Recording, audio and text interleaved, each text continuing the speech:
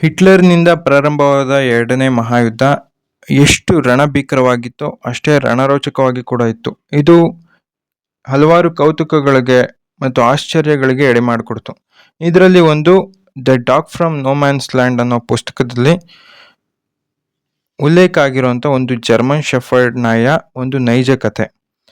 ಈ ಕಥೆಯಲ್ಲಿ German shepherd ನಾಯಿ ಯುದ್ಧದಲ್ಲಿ ಹೇಗೆ ಆ ಸೈನಿಕರಿಗೆ ಸಹಾಯ ಮಾಡ್ತಿತ್ತು, ಹೇಗೆ ಅದು ಒಂದು ಯುದ್ಧ ರಂಗದಲ್ಲೇ ಹುಟ್ಟಿ ಒಂದು ಮಿಲಿಟರಿ ನಾಯಾಗಿ ಅದು ನೈಸರ್ಗಿಕವಾಗಿ ಮಾರ್ಪಾಡಾಗಿತ್ತು ಅನ್ನೋ ಕಥೆಯನ್ನ ಕಣ್ಣಿಗೆ ಕಟ್ಟೋ ರೀತಿ ಇಲ್ಲಿ ವಿವರ ಮಾಡಿದ್ದಾರೆ. ಕಿವಿ ಗಡಚಿಕ್ಕುವಂತ ವಿಮಾನದ ಮೊರೆತ ಕೇಳಿದ ಕೆಲವೇ ಕ್ಷಣದೊಳಗೆ ಅದು ನೆಲಕ್ಕೆ ಬಿದ್ದು ಪತನ ಆಯಿತು. ಶಬ್ದ ದಿಗಿಲು ಹುಟ್ಟಿಸೋ ಥರ ಇತ್ತು. ಪುಟ್ಟ ಜರ್ಮನ್ ಶೆಫರ್ಡ್ ನಾಯಿ ಮರಿಯೊಂದು ಎದ್ದು ಓಡೋದಕ್ಕೆ ಪ್ರಯತ್ನ ಮಾಡಿತು. ಆದರೆ ಹಲವು ದಿನಗಳಿಂದ ಹಸಿವಿನಿಂದ ಕಂಗೆಟ್ಟಿದ್ದ ಅದ್ರ ಕಾಲಲ್ಲಿ ಎದ್ದು ನಿಲ್ಲುವಷ್ಟು ಶಕ್ತಿ ಇರಲಿಲ್ಲ. ಅಸಹಾಯಕತೆಯಿಂದ ಕೂಗೋದನ್ನು ಬಿಟ್ಟು ಬೇರೇನನ್ನೂ ಅದಕ್ಕೆ ಮಾಡೋದಕ್ಕಾಗಲಿಲ್ಲ. ಫ್ರಾನ್ಸ್ನ ಗಡಿ ರೇಖೆಗೂ ಜರ್ಮನ್ ಗಡಿ ರೇಖೆಗೂ ನಡುವೆ ಉದ್ದಕ್ಕೂ ಹಲವಾರು ಎಕರೆ ಜಾಗನ ನೋ ಮ್ಯಾನ್ಸ್ ಲ್ಯಾಂಡ್ ಅಂತ ಪರಿಗಣಿಸಿದ್ರು. ನಾಯಿ ಮರಿ ಸುಸ್ತಾಗಿ ಬಿದ್ಕೊಂಡಿತ್ತು. ಇದು ಸುಸ್ತಾಗಿ ಬಿದ್ಕೊಂಡಿದ್ದ ಹಳ್ಳಿ ಮನೆ ಜರ್ಮನಿ ಮತ್ತು ಫ್ರಾನ್ಸ್ ಮಧ್ಯೆ ಇದ್ದ ನೋ ಮ್ಯಾನ್ಸ್ ಲ್ಯಾಂಡಲ್ಲೇ ಇತ್ತು. ಫೆಬ್ರವರಿ 12, 1940ರಲ್ಲಿ ಜರ್ಮನಿ ಫ್ರಾನ್ಸ್ ಮೇಲೆ ಯುದ್ಧ ಸ್ಟಾರ್ಟ್ ಮಾಡ್ತು. ಈ ಯುದ್ಧ ಸ್ಟಾರ್ಟ್ ಆಗೋದಕ್ಕೆ ಮುಂಚೆ ಭಯಂಕರವಾಗಿ ಶೆಲ್ ದಾಳಿಯಲ್ಲಿ ಆ ಮನೆ ಚೂರ್ ಚೂರಾಗಿ ಹೋಗಿತ್ತು. ನಾಯಿ ಮರಿ ತಾಯಿ ಮತ್ತು ಅದ್ರ ಒಡಹುಟ್ಟಿದ ಬೇರೆ ಮರಿಗಳು ಈ ಆಸ್ಫೋಟನಲ್ಲಿ ಸತ್ತೋಗಿದ್ದು. ಆ ಮನೆ ರೈತ ಕುಟುಂಬದ ಜೊತೆ ಜೀವ ಉಳಿಸ್ಕೊಳೋದಕ್ಕೆ ಓಡೋಗಿದ್ದ. ಆಗಿಂದಲೂ ಮುಂದೇನು ಮಾಡಬೇಕು ಅಂತ ತೋಚದೆ ಆ ಪುಟ್ಟ ಮರಿ ಶೆಲ್ ಆಸ್ಫೋಟನೆ ಆದಾಗಲೆಲ್ಲ ಓಡೋಗಿ ಪಾಳು ಬಿದ್ದಿದ್ದ ಮನೆಯಲ್ಲಿ ಬಿದ್ದಿದ್ದ ಕಸದಲ್ಲಿ ಅದಕ್ಕೊಂಡು ಕುಳಿತ್ಕೊಂತಿತ್ತು. ಆದರೆ ಅದಕ್ಕೆ ಕೊನೆ ಬಾರಿ ಕೇಳಿಸಿದ್ದು ಶೆಲ್ ಆಸ್ಫೋಟನೆ ಸದ್ದಲ್ಲ.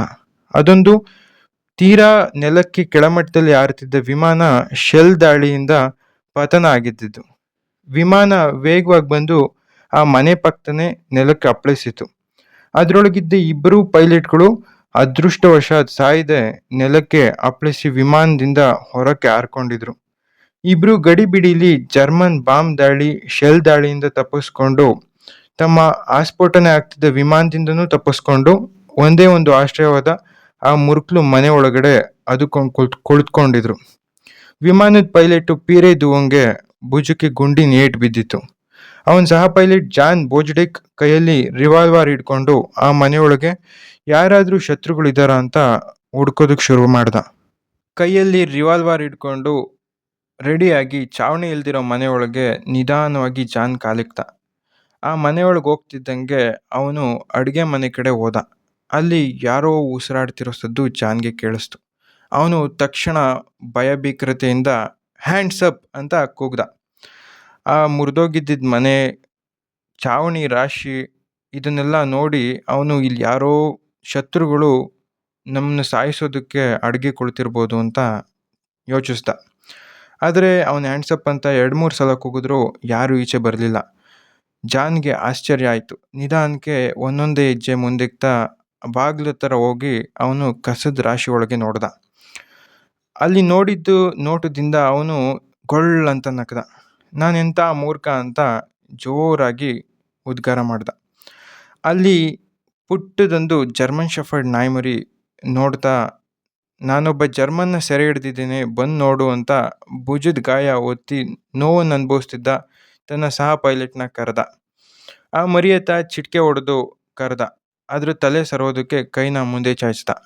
ಆ ಪುಟ್ಟ ಮರಿ ಭಯದಿಂದ ಗಡಗಡ ನಡುಗ್ತಿದ್ರು ಅದು ತನ್ನನ್ನು ತಾನು ರಕ್ಷಣೆ ಮಾಡ್ಕೊಬೇಕು ಅಂತ ಗುರ್ರ ಅಂತ ತನ್ನ ಪುಟ್ಟ ಹಲ್ಲುಗಳನ್ನ ಕಿರಿದು ಅವನ ಬೆರಳುಗಳನ್ನ ಕಚ್ಚೋದಕ್ಕೆ ಪ್ರಯತ್ನ ಮಾಡ್ತು. ಜಾನ್ ಅದರ ಅಸಹನೆನ ಅಲಕ್ಷಿಸಿ ಅದರ ತಲೆನ ಸ್ವಲ್ಪನೇ ಸವರಿ ಸಮಾಧಾನ ಮಾಡ್ಕೊಂಮರಿ ಅಂತ ಅದನ್ನು ಮುದ್ದು ಮಾಡೋದಕ್ಕೆ ಪ್ರಯತ್ನ ಮಾಡ್ದ. ಈಗ 1 ನಿಮಿಷದ ಹಿಂದೆ ನಾನು ನಿನ್ನ ರಿವಾಲ್ವರಿಂದ ಹೊಡೆದು ಕೊಂದೇ ಆಗ್ತಿದ್ದೆ ಅಂತ ಜಾನ್ ಪ್ರೀತಿಯಿಂದ ಅದ್ರ ತಲೆ ಸರೋದ. ಎಷ್ಟೋ ದಿನಗಳಿಂದ ಏಕಾಂಗಿಯಾಗಿ ಹಸಿವಿಂದ ಕಾಲ ಹಾಕಿದ್ದ ಆ ನಾಯಿಮರಿಗೆ ಇದು ಸ್ವಲ್ಪ ಸಮಾಧಾನ ತಂತು. ಅವನು ಅದನ್ನು ತನ್ನ ತೊಡೆ ಮೇಲೆ ಎತ್ಕೊಂಡು ಮೈ ಸರೋದಕ್ಕೆ ಸ್ಟಾರ್ಟ್ ಮಾಡ್ದ. ಅದೇನು ಪ್ರತಿಭಟನೆ ಮಾಡಲಿಲ್ಲ. ಸುಮ್ಮನೆ ತೊಡೆ ಮೇಲೆ ಆರಾಮಾಗಿ ಮಲ್ಕೊಂತು. ಹೊರಗಡೆ ಕೆಲವೇ ಮೀಟ್ರುಗಳು ಆಚೆ ಮುಂದೆ ಏನಿದೆ ಅಂತ ಸ್ವಲ್ಪನೂ ಕಾಣ್ದಂಗೆ ಮಂಜು ಮುಸುಕಿತ್ತು. ಜರ್ಮನ್ರು ಬಂದೂಕುಗಳಿಂದ ಇವರಿಬ್ರು ಪೈಲಟ್ರನ್ನ ರಕ್ಷಣೆ ಮಾಡ್ತಿದ್ದಿದ್ದು ಅದೇ ಮಂಜು.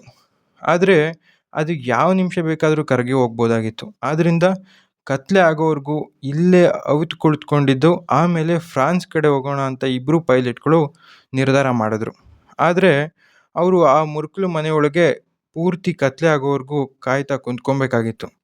ಭುಜದ ಗಾಯ ಆಗಿದ್ದ ಪೀರೆ ದುವಾ ಆ ಮನೆಯೊಳಗಿದ್ದ ಒಂದು ಕುರ್ಚಿ ಮೇಲೆ ಕಣ್ಮುಚ್ಕೊಂಡು ನಿದ್ರೆ ಮಾಡೋದಕ್ಕೆ ಪ್ರಯತ್ನಿಸ್ತಿದ್ದ. ಜಾನ್ ತನ್ನ ಬೆಂದಿದ್ದ ಎಮರ್ಜೆನ್ಸಿ ಬ್ಯಾಗ್ ತೆಗೆದು ಚಾಕ್ಲೇಟ್ಗಳನ್ನ ಹೊರಗಡೆ ತೆಗೆದ. ನಾಯಿ ಮರಿಗೂ ಒಂದು ತುಂಡು ಕೊಡೋದಕ್ಕೆ ಹೋದ. ಆದರೆ ಅದು ವಾಸನೆ ನೋಡ್ತೇ ವಿನ ಒಂದು ಒಂದು ತುಂಡನ್ನು ಬಾಯಿಗೆ ಇಕ್ಕೊಂಡಿರಲಿಲ್ಲ. ತಾಯಿ ಹಾಲೊಂದನ್ನು ಬಿಟ್ಟು ಅದು ಇನ್ನೇನು ಆಹಾರವಾಗಿ ತಾಂಡೋದಕ್ಕೆ ಗೊತ್ತೇ ಇರಲಿಲ್ಲ. ಜಾನ್ ಚಾಕ್ಲೇಟ್ನ ಕೈಯಲ್ಲಿ ಉಜ್ಜಿ ಸ್ವಲ್ಪ ಮೆತ್ತಗೆ ಮಾಡಿ ಅದ್ರ ಬಾಯಿಗೆ ಬೆರಳಿಂದ ಇಟ್ಟ. ಅದು ಸ್ವಲ್ಪ ರುಚಿ ನೋಡ್ತು. ಆ ನಾಯಿ ಮರಿಗೆ ಇದನ್ನ ತಿನ್ಬೋದು ಅಂತ ಅನಿಸ್ತೈತೆ. ಅದು ಜಾನ್ ಬೆರಳನ್ನೆಲ್ಲ ನೆಕ್ಕಿ ನೆಕ್ಕಿ ಇಡೀ ಚಾಕ್ಲೇಟ್ ತುಂಡನ್ನ ತಿಂತು. ಆಮೇಲೆ ಅವನ ತೊಡೆ ಮೇಲೆ ಕುಳಿತುಕೊಂಡು ನಿದ್ದೆ ಮಾಡೋದಕ್ಕೆ ಶುರು ಮಾಡ್ತು.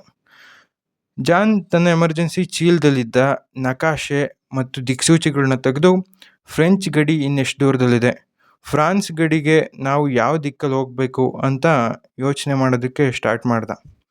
ಆ ಜಾಗದಿಂದ ಸುಮಾರು 1 ಮೈಲಿ ದೂರದಲ್ಲಿ ದಟ್ಟವಾದ ಕಾಡಿತ್ತು. ಅವರು ಹೇಗಾದರೂ ಮಾಡಿ ಅಲ್ಲಿವರೆಗೂ ಸಾಗಿದ್ರೆ ಅಲ್ಲಿಗೆ ಬಹಳ ಸಮೀಪದಲ್ಲಿ ಫ್ರೆಂಚ್ ಗಡಿ ಇರುತ್ತೆ. 6 ಗಂಟೆ ಹೊತ್ತಿಗೆ ನಿದ್ರಿಸ್ತಿದ್ದ ಪೀರೇನನ್ನ ಜಾನ್ ಅಲ್ಲಾಡಿಸಿ ಎಬ್ಬಿಸ್ದ. ಕತ್ಲಾಗ್ತಾ ಇದೆ ಅಂತ ಉಸಿರಿ, ಇನ್ನು ತಡ ಮಾಡೋದು ಬೇಡ, ಈಗಲೇ ನಾವು ನಮ್ಮ ಯಾತ್ರೆ ಸ್ಟಾರ್ಟ್ ಮಾಡಬೇಕು ಅಂತ ಪೀರೆಗೆ ಜಾನ್ ಪಿಸು ಧ್ವನಿಯಲ್ಲೇ ಹೇಳ್ದ. ಅವರು ಎದ್ದು ನಿಂತು ನಿದ್ದೆ ಮಾಡ್ತಿದ್ದ ನಾಯಿಮರಿನ ನೋಡಿದ್ರು. ಇವರಿಬ್ರು ಇಲ್ಲೇ ಇದ್ದಾರೆ ಅನ್ನೋ ಧೈರ್ಯದಲ್ಲಿ ಅದು ನಿರ್ಯೋಚನೆಯಿಂದ ನಿದ್ದೆ ಮಾಡ್ತಿತ್ತು. ಮನೆ ಒಂದು ಮೂಲೆಯಲ್ಲಿ ಬಿದ್ದಿದ್ದ ಒಂದು ಪಾತ್ರೆ ತಗೊಂಡು ಅದರಲ್ಲಿ ನೀರು ತುಂಬಿಸಿಟ್ಟು ಅದ್ರ ಪಕ್ಕದಲ್ಲಿ ಸ್ವಲ್ಪ ಚಾಕ್ಲೇಟ್ಗಳ್ನು ಆ ನಾಯಿಮರಿ ಪಕ್ಕದಲ್ಲಿಟ್ಟು ಬಾಗಿಲು ಸ್ವಲ್ಪನೂ ಸದ್ದಾಗ್ದಂಗೆ ಮೆಲ್ಲಗೆ ಎಳ್ಕೊಂಡು ಅವರಿಬ್ರು ಅಲ್ಲಿಂದ ಹೊರಬಿದ್ರು. ಕೆಲವೇ ಹೊತ್ತಲ್ಲಿ ಕತ್ಲಲ್ಲಿ ಆ ಮುರುಕ್ಲು ಮನೆ ಕರಗೋಯ್ತು. ಅವರು ಕಾಡಿನ ದಿಕ್ಕಲ್ಲಿ ಕೊಂಚ ದೂರ ಹೋಗೋದ್ರೊಳಗೆ ಜರ್ಮನ್ ಗಡಿ ಕಡೆಯಿಂದ ಮಿಷಿನ್ ಗನ್ ಶಬ್ದ ಜೋರಾಯಿತು. ಶೆಲ್ ದಾಳಿ ಕೂಡ ಆರಂಭ ಆಗಿತ್ತು. ಅವರು ಗುಂಡಿನ ದಾಳಿ ತಪ್ಪಿಸ್ಕೊಳೋದಕ್ಕೆ ನೆಲ ಮಟ್ಟದಲ್ಲಿ ಅಂಬೆಗಾಲಿಕ್ಕೊಂಡು ತೆವಳ್ತಾ ತೆವಳ್ತಾ ಹೋಗ್ತಾ ಇದ್ರು. ಅವ್ರ ತಲೆ ಮೇಲೆ ಒಂದು ಮೆಗ್ನೀಷಿಯಂ ಗುಂಡು ಸಿಡಿದು ಆ ಪ್ರದೇಶ ಎಲ್ಲ ಬೆಳಕಾಗೋ ರೀತಿ ಉರಿದು ಭಸ್ಮ ಆಯಿತು. ಅದ್ರ ಬೆಳಕು ಅದುವರೆಗೂ ಹುದುಗಿ ಕುಳಿತುಕೊಂಡಿದ್ದ ಜಾನ್ ಕಿವಿಗೆ ದೂರದಲ್ಲಿ ನಾಯಿಮರಿ ಅಯ್ಯೋ ಎಂದು ಊಡಿಡುವುದು ಕೇಳಿಸ್ತು. ಗುಂಡಿನ ದಾಳಿಯಿಂದ ಎಚ್ಚರಿಕೆಗೊಂಡ ಮರಿ ಇವರಿಬ್ಬರು ಪೈಲಟ್ಗಳು ತನ್ನನ್ನು ಬಿಟ್ಟು ತಬ್ಲಿ ಮಾಡಿ ಹೋಗ್ಬಿಟ್ಟಿದ್ದಾರೆ ಅಂತ ದುಃಖದಿಂದ ಗೋಳಾಡ್ತಿತ್ತು. ತಮ್ಮ ಜೀವ ಉಳಿಬೇಕು ಅಂದರೆ ಆ ನಾಯಿ ಮರಿ ಬಾಯಿನ ಹೆಂಗಾದರೂ ಮಾಡಿ ಮುಚ್ಚಲೇಬೇಕು ಅಂತ ಜಾನ್ ಯೋಚನೆ ಮಾಡ್ದ. ಜಾನ್ ತನ್ನ ಸೊಂಟದಲ್ಲಿದ್ದ ಚಾಕುನ ಈಚೆಗೆ ತೆಗೆದು ಪೀರೆಗೆ ಇಲ್ಲೇ ಎಚ್ಚರಿಕೆಯಿಂದ ಹುದುಗಿರು ಅಂತ ಹೇಳಿ ಮುರುಕ್ಲು ಮನೆ ಕಡೆಗೆ ತೆವಳೋದಕ್ಕೆ ಪ್ರಾರಂಭ ಮಾಡ್ದ. ಅಲ್ಲೇ ಇಣುಕಿದಾಗ ಅದು ಹೊರಬರಲಾಗದಂಥ ರೀತಿಯಲ್ಲಿ ಬಾಗಿಲನ್ನ ಮುಚ್ಚಿ ಅದು ಬಂದಿದ್ದರಿಂದ ಆ ಪುಟ್ಟ ಮರಿ ತನ್ನ ಪುಟ್ಟ ಕಾಲುಗಳಿಂದ ಆ ಬಾಗಿಲನ್ನು ಕೆರಿತಾ ದಿಗ್ಭ್ರಾಂತಿಯಲ್ಲಿ ಕುಳಿತುಕೊಂಡಿತ್ತು. ಜಾನ್ ಗಲಾಟೆ ಮಾಡ್ತಿದ್ದ ಈ ಕ್ಷುದ್ರ ನಾಯಿ ಮರಿನ ದಿಟ್ಟಿಸ್ದ. ತಾಳಲಾರದೆ ಮುಖ ತಿರುಗಿಸ್ದ. ಚೂರಿ ಹಾಕಿ ಈ ಪುಟ್ಟ ಮರಿನ ಕೊಲ್ಲೋದು ಅವನಿಗೆ ಯೋಚನೆ ಮಾಡೋದಕ್ಕೂ ಸಾಧ್ಯ ಇರಲಿಲ್ಲ. ಅಲ್ಲೆಲ್ಲಾದರೂ ದೊಣ್ಣೆ ಸಿಗ್ಬೋದಾ ಅಂತ ಹುಡುಕ್ದ. ಯಾಕೆಂದರೆ ದೊಣ್ಣೆಯಿಂದ ತಲೆಗೆ ಒಂದೇ ಸಲ ಹೊಡೆದು ಈ ನಾಯಿ ಮರಿನ ಸಾಯಿಸಬೇಕು ಅಂತ ಅವನು ಯೋಚನೆ ಮಾಡ್ತಿದ್ದ. ಆದರೆ ಅಲ್ಲೆಲ್ಲೂ ಒಂದು ಸಣ್ಣ ದೊಣ್ಣೆನೂ ಕಾಣಲಿಲ್ಲ. ದೂರದಲ್ಲಿ ಗಾಯಗೊಂಡಿದ್ದ ಪೀರೆ ತನಗಾಗಿ ಕಾಯ್ತಿದ್ದಾನೆ ಅಂತ ಇವನಿಗೆ ನೆನಪಾಯಿತು. ಅವನಿಗೆ ಸಮಯ ಇರಲಿಲ್ಲ. ಗಾಬರಿ ಗಡಿಬಿಡಿ ಶುರುವಾಯಿತು. ಅಷ್ಟರಲ್ಲಿ ನಾಯಿ ಮರಿ ಮತ್ತೆ ಉಳಿಡೋದು ಕೇಳಿಸ್ತು. ಬಾಯಿ ಮುಚ್ಚು ಶನಿ ಅಂತ ನಾಯಿ ಮೇಲೆ ಜಾನ್ ಸಿಡುಕ್ತ. ಅದನ್ನು ಕೊಲ್ಲೋದು ಅವನಿಗೆ ಅಸಾಧ್ಯವಾಗಿತ್ತು. ಮೆಲ್ಗೆ ಕತ್ಲಲ್ಲೇ ಬಾಗಿಲು ಸರಿಸಿ ಆ ಪುಟ್ಟ ನಾಯಿ ಮರಿನ ತನ್ನ ಜಾಕೆಟ್ಟಿನ ದೊಗ್ಲೆ ಜೋಬಳಕ್ಕೆ ಹಾಕ್ಕೊಂಡ. ಅವರಿಬ್ರು ದೂರದಲ್ಲಿದ್ದ ಕಾಡಿನ ಸಮೀಪಕ್ಕೆ ತೆವಳ್ತಾ ತೆವಳ್ತಾ ಸರಿಬೇಕಾದ್ರೆ ಸುಮಾರು 7 ಗಂಟೆ ಕಾಲ ಹಿಡಿತು. ಪೀರೆ ಗಾಯದ ದೆಸೆಯಿಂದ ಸುಸ್ತಾಗೋಗಿದ್ದ. ಜಾನ್ ಸಹ ಮುಂದಡಿಯ ಇಡಲಾರದಷ್ಟು ಸುಸ್ತಾಗಿದ್ದ. ಇಬ್ರು ದಟ್ಟವಾದ ಕಾಡೊಳಗೆ ನುಸುಳಿಕೊಂಡು ಬಿದ್ಕೊಂಡಿದ್ರು. ಅವರು ತೆವಳಿ ತೆವಳಿ ಕಾಡು ತಲುಪೋದ್ರೊಳಗೆ ಸದ್ದು ಮಾಡದೆ ಮರಿ ಸುಮ್ಮನೆ ಇತ್ತು. ಕಾಡೊಳಗೆ ಅವರಿಬ್ರು ಸುಸ್ತಾಗಿ ಕಣ್ಣು ಮುಚ್ಚಿರಬೇಕಾದ್ರೆ ಇದ್ದಕ್ಕಿದ್ದಂಗೆ ನಾಯಿ ಮರಿ ಗಟ್ಟಿಯಾಗಿ ಬೊಗಳೋದಕ್ಕೆ ಶುರು ಮಾಡ್ತು. ಎಷ್ಟು ಸಮಾಧಾನ ಮಾಡಿದ್ರೂ ಸುಮ್ಮನಾಗ್ಲಿಲ್ಲ. ಮುಚ್ಚು ಬಾಯ್ ಅಂತ ಪಿಸು ದನಿಯಲ್ಲಿ ಜಾನ್ ಗದರಿಸ್ದ. ಪೀರೆ ನಿಧಾನವಾಗಿ ಜಾನ್ಗೆ, ನಮಗೆ ಕೇಳಿಸ್ದೇ ಇರೋ ಸದ್ದು ಅದಕ್ಕೆ ಕೇಳಿಸ್ತಾ ಇರ್ಬೋದು, ಗಲಾಟೆ ಮಾಡದೆ ಸ್ವಲ್ಪ ಕೇಳಿಸ್ಕೊಳೋಣ, ತಾಳ್ಮೆಯಿಂದ ಇರು ಅಂತ ಹೇಳ್ದ. ಇಬ್ರು ಸ್ವಲ್ಪ ಹೊತ್ತು ಮೌನವಾಗಿ ಕೇಳಿಸ್ಕೊಂಡ್ರು. ಕಾಡಿನ ಮೌನದಲ್ಲಿ ಚಟ್ ಚಟ್ ಅಂತ ಕಡ್ಡಿ ಮುರಿಯೋ ಶಬ್ದ ಸ್ಪಷ್ಟವಾಗಿ ಕೇಳಿಸ್ತು. ನಿಧಾನವಾಗಿ ನೆರಳಿನ ಥರ ಮನುಷ್ಯಾಕೃತಿಗಳು ಕಾಡಿನ ಕತ್ಲೊಳಗೆ ಕಾಣಿಸ್ತಾ ಇದ್ದವು. ಜಾನ್ ಚಂಗ್ ಅಂತ ನೆಗೆದು ಒಂದು ಕೈಯಲ್ಲಿ ನಾಯಿ ಮರಿನ, ಇನ್ನೊಂದು ಕೈಲಿ ತನ್ನ ಆಟೋಮೆಟಿಕ್ ಮಿಷಿನ್ ಗನ್ನ ಹಿಡ್ಕೊಂಡು ಗುಂಡಾರಿಸೋದಕ್ಕೆ ಸಿದ್ಧ ಆದ. ಆದರೆ ಅವರು ಕೊಂಚ ಮುಂದೆ ಬರ್ತಿದ್ದಂತೆ ಬೆಳ್ದಿಂಗಳಲ್ಲಿ ಅವರು ಫ್ರೆಂಚ್ ಯೂನಿಫಾರ್ಮ್ ಅಸ್ಪಷ್ಟವಾಗಿ ಕಾಣಿಸ್ತು. ಸಮಾಧಾನದಿಂದ ಉಸಿರು ಬಿಡ್ತಾ ಜಾನ್ ತನ್ನ ಎತ್ತಿದ್ದ ಮಿಷಿನ್ ಗನ್ನ ಕೆಳಗಡೆ ಇಳಿಸ್ದ. ಅವರು ಫ್ರಾನ್ಸ್ ಗಡಿಯೊಳಗೆ ಸುರಕ್ಷಿತವಾಗಿ ಬಂದಿದ್ರು.